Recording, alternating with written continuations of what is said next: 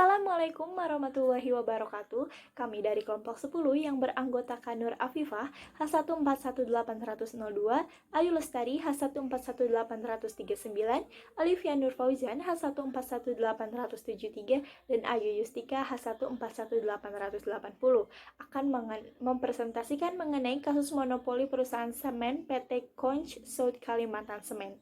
Latar belakang kami menganalisis kasus monopoli semen di Indonesia, yaitu semen merupakan salah satu industri yang memiliki pesaing serta permintaan pasar yang sangat tinggi di Indonesia. Kebutuhan semen yang semakin tinggi menuntut para industri semen di Indonesia untuk meningkatkan produksinya. Hal tersebut merupakan keuntungan bagi para pelaku industri. Namun, di balik keuntungan tersebut terdapat hambatan bagi para pelaku industri, yaitu persaingan yang semakin ketat sehingga tiap produsen harus merencanakan strategi untuk memiliki keunggulan produk dan keunggulan bersaing dengan para perusahaan pesaingnya. Oleh karena itu, Conch membuat strategi dengan melaksanakan jual rugi atau penetapan harga yang sangat rendah dalam penjualan semen PCC di Kalimantan Selatan. Hal ini bermula pada tahun 2015, Conch di Kalimantan Selatan menjual semen jenis Portland Composite Cement atau PCC seharga Rp58.000 per sak dengan berat 50 kg. Sementara semen Gresik dari BUMN, Semen Indonesia menjual dengan kisaran harga Rp60.000 sampai dengan Rp65.000 untuk berat kemasan yang serupa. Hal ini dilakukan oleh Conch di tahun-tahun berikutnya yang secara perlahan membuat semen dari luar Kalimantan tersingkir dari pasar. Penerapan strategi harga tersebut berdampak pada peningkatan pangsa pasar Conch secara signifikan dan keluarnya 5 pelaku usaha pesaing dari pasar penjual semen jenis PCC di wilayah Kalimantan Selatan. Hal ini mengakibatkan pasar semen tersebut semakin terkonsentrasi dan mengakibatkan terjadinya praktek monopoli dan atau persaingan usaha yang tidak sehat. Pada teori kali ini yaitu membahas mengenai pendekatan ekonomi terhadap politik yang memiliki dua konsep, yaitu konsep pilihan rasional dan konsep efisiensi. Konsep pilihan rasional merupakan teori yang beranggapan bahwa manusia dalam mengambil suatu keputusan itu selalu memperhitungkan keuntungan terhadap dirinya, terutama dalam bentuk materi. Teori rational choice ini lahir dari bagian revolusi para penganut behavioral yang berkembang di Amerika. Sedangkan konsep efisiensi yaitu jika sesuatu unit dapat bekerja dengan baik sehingga dapat mencapai hasil atau tujuan yang diharapkan. Efisiensi dapat menjadi ukuran normatif seperti digunakan dalam mengukur beberapa pola pikiran, distribusi, dan alokasi. Namun, efisiensi tidak dapat digunakan untuk memproduksi bagaimana perilaku dari para individu. Pendekatan ekonomi terhadap politik menerapkan 3 pendekatan, yaitu teori pendekatan pilihan publik, analisis ekonomi terhadap kebijakan, dan analisis ekonomi terhadap institusi. Teori pilihan publik menurut Samuelson and Nordeus pada tahun 1995 merupakan salah satu cabang ilmu ekonomi yang mempelajari bagaimana pemerintah membuat keputusan yang terkait dengan kepentingan masyarakat. Teori pilihan publik dapat digunakan untuk mempelajari perilaku para aktor politik maupun sebagai petunjuk bagi pengambilan keputusan dalam penentuan pilihan kebijakan publik yang paling efektif. Yang menjadi subjek dalam telaah pilihan publik adalah pemilih, partai politik, politisi, birokrat, kelompok kepentingan yang semuanya secara tradisional lebih banyak dipelajari oleh pakar-pakar politik. Yang kedua yaitu analisis ekonomi terhadap kebijakan, adalah sebuah kegiatan yang dimulai setelah analisis pilihan publik selesai dilakukan.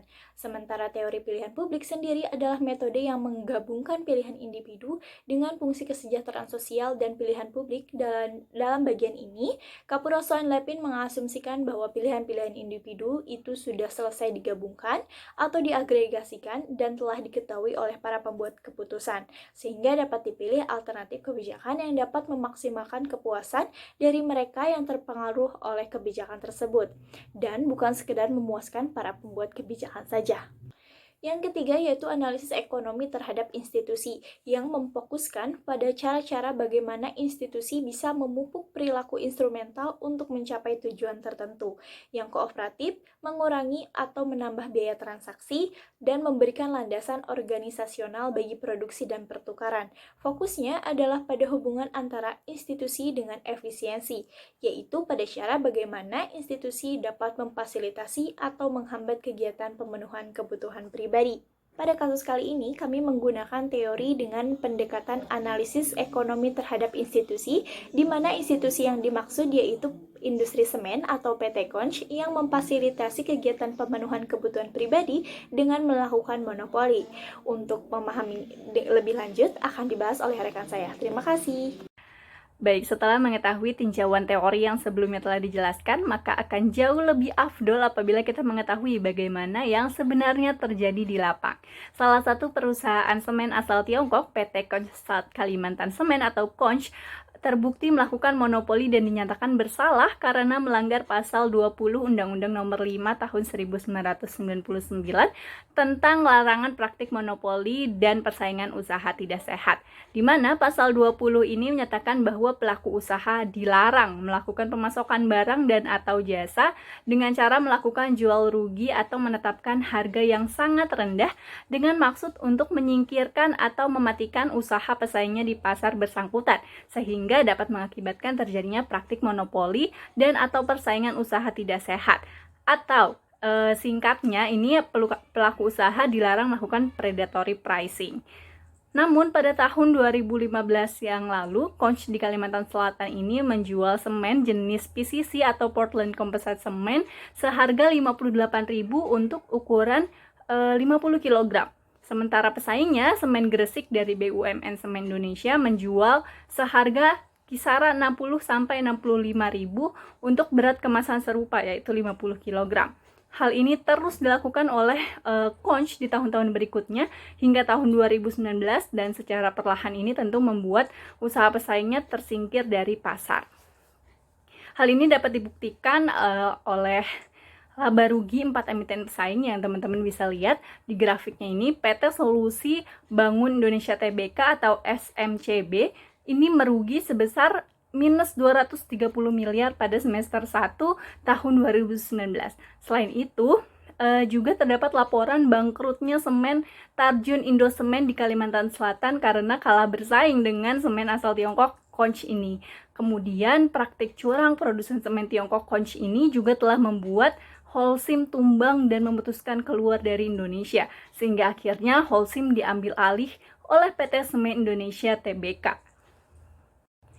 Hal ini membuktikan bahwa harga rendah yang ditawarkan oleh Konch kepada konsumen ini memang sepintas terlihat menguntungkan konsumen, namun dalam jangka panjang ini justru akan berbahaya bagi konsumen karena ketika pesaing-pesaingnya ini sudah keluar tersingkir dari pasar dan hanya tersisa Konch, maka akan terjadi monopoli dan Konch ini dapat menetapkan harga semena-mena karena hanya Konch ini yang menjual atau mensuplai semen di Indonesia.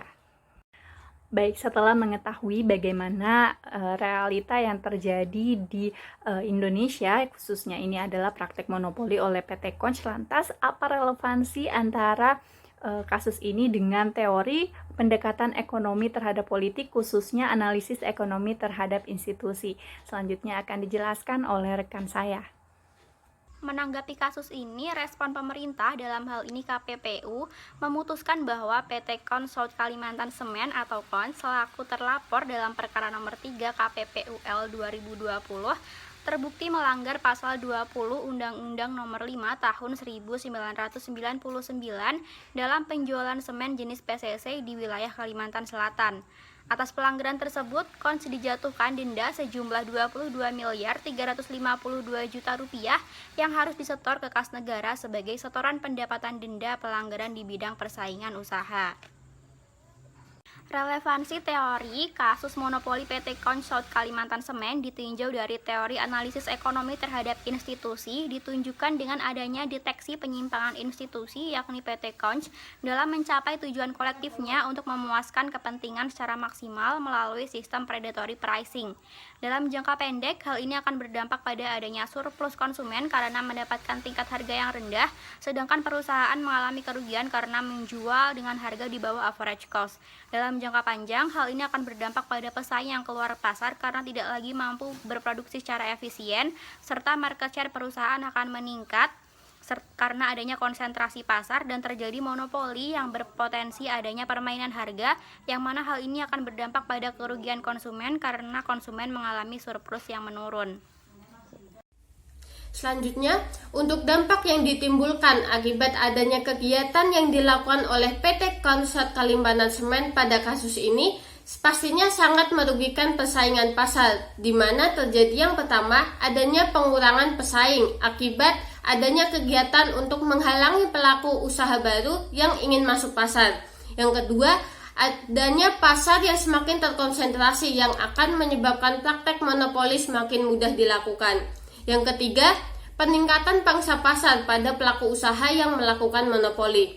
Serta yang terakhir, dalam jangka panjang, perilaku monopoli ini sangat merugikan konsumen. Sekian yang dapat kami sampaikan, kurang lebihnya mohon maaf. Wassalamualaikum warahmatullahi wabarakatuh.